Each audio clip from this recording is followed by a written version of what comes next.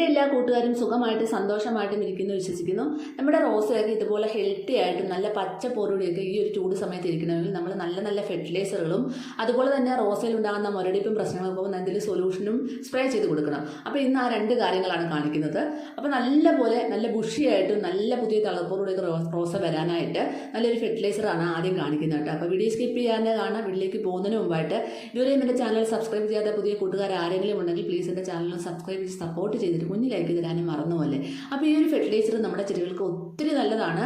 ഇതുപോലെ നല്ല ബ്രാഞ്ചസ് ഒക്കെ നന്നായിട്ട് നല്ല പുതിയ തളിർപ്പുകളൊക്കെ വന്ന് അതിലെല്ലാം മൊട്ടുകൾ വന്ന് നിറയും കേട്ടോ. അപ്പോൾ ആഴ്ചയിൽ ഒരിക്കലും മസ്റ്റായിട്ട് നമുക്ക് ഈ ചൂട് സമയത്ത് നല്ല വളം കൊടുക്കാം. കൂടുതലും കഞ്ഞിവെള്ളം ചേർത്തുള്ള വളങ്ങളാണ് ഞാൻ കൊടുക്കാറ് കേട്ടോ. എനിക്കതാണ് നല്ല റിസൾട്ട് കിട്ടുന്നത്. നിങ്ങൾക്ക് താല്പര്യം ഉണ്ടെങ്കിൽ അത് ചെയ്ത് കൊടുക്കാം കേട്ടോ. എനിക്ക് താല്പര്യം ഉണ്ടെങ്കിൽ മാത്രം ചെയ്ത് കൊടുത്താൽ എനിക്ക് കിട്ടുന്ന റിസൾട്ടാണ് നിങ്ങളിലേക്ക് ഷെയർ ചെയ്യുന്നത്. അപ്പോൾ നമ്മുടെ ആ ഒരു റോസാ ചെടിക്ക് ഇതൊരു ഓർക്കിഡ് റോസയാണ് കേട്ടോ. ഇത് ഞാൻ പ്രൂൺ ചെയ്ത് വിട്ടതിന് ശേഷമുള്ള റിസൾട്ടാണ്. അപ്പോൾ പ്രൂൺ ചെയ്ത ഭാഗത്തെല്ലാം ഞാൻ മഞ്ഞൾപ്പൊടി നന്നായിട്ട് തേച്ച് വെച്ചിട്ടുണ്ടായിരുന്നു. അപ്പോൾ മഞ്ഞൾപ്പൊടി തേച്ചതിന് ശേഷം 1-2 ദിവസം തണലത്ത് വെച്ചതിന് ശേഷം പിന്നെ നമുക്ക് വെയിലത്തോട്ട് വെക്കാം, പ്രശ്നമൊന്നുമില്ല. ആ ഒരു മഞ്ഞൾപ്പൊടി തേച്ച് വെച്ച ഭാഗത്തിന് തൊട്ട് താഴെ വെച്ച പുതിയ തളിർപ്പുകൾ ഉണ്ടായി വരുന്നത് കാണാൻ സാധിക്കും.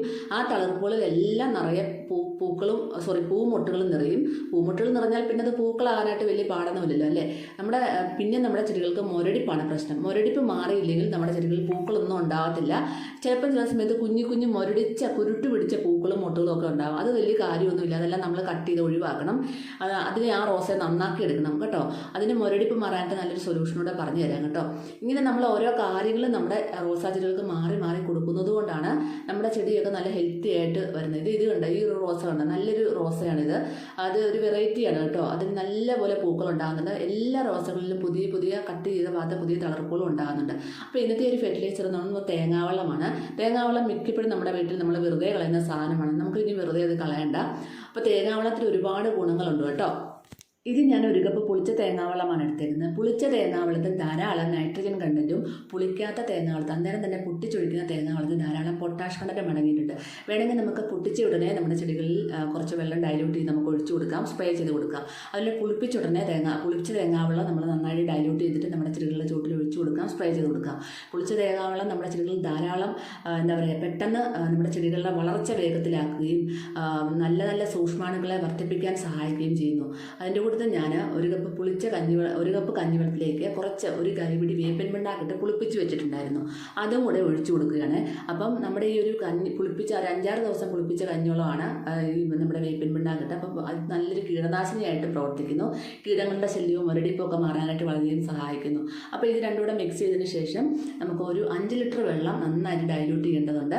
അപ്പോൾ തേങ്ങാവെള്ളം തന്നെ വേണമെങ്കിൽ നമുക്ക് കൊടുക്കാം. കാരണം ചില സമയത്ത് നമ്മുടെ ചെടികളിൽ വെറുതെ ഇലകൾ കരിഞ്ഞതായിട്ടൊക്കെ നിൽക്കുന്ന കാണാൻ സാധിക്കില്ല. റോസയിലാണെങ്കിലും ചില ചെടികളുടെ ഇലകളാണെങ്കിലും മഴക്കാലത്തും വേനൽക്കാലത്തും ഒക്കെ കരിഞ്ഞ പോലെ നിൽക്കുന്ന കാണാൻ സാധിക്കും. അപ്പം നമുക്ക് എന്ത് ചെയ്യണം, പൊട്ടിച്ച് ഉടനെ ആ തേങ്ങാവെള്ളം കൊണ്ട് ഒഴിച്ചു കൊടുത്തു കഴിഞ്ഞാൽ പല പ്രാവശ്യമായിട്ട് നമുക്ക് ഡെയിലി ഒഴിച്ചു കൊടുത്തു കഴിഞ്ഞാൽ ആ ഒരു കരിഞ്ഞ ഇലകളൊക്കെ പെട്ടെന്ന് മാറി പുതിയ ഇലകളെ വരുന്നത് കാണാൻ സാധിക്കും. നിങ്ങളൊന്ന് ട്രൈ ചെയ്ത് നോക്കാൻ മറക്കല്ലേ.